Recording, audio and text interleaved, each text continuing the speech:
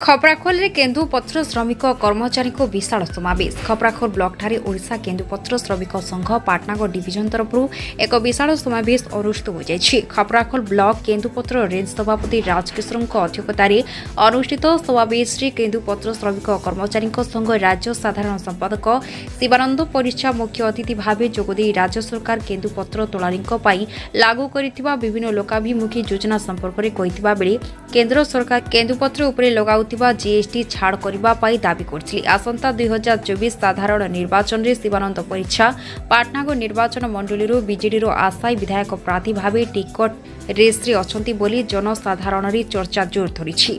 पाटनागढ़ पाटना आमर राज्य सरकार नवीन पट्टनायक सरकार जेन जीएसटी 9% से छाड़ कर दीचन।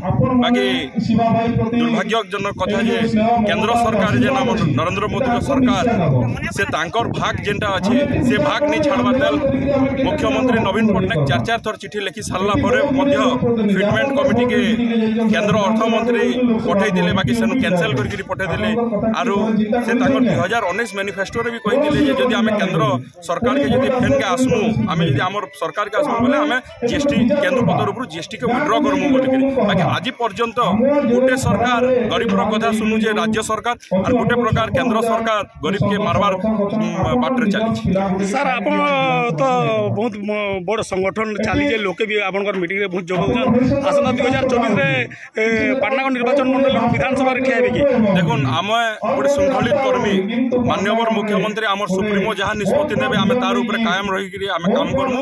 जदि से आमको जदि कहे निर्वाचन लड़वा आम लड़वा रेडी हो।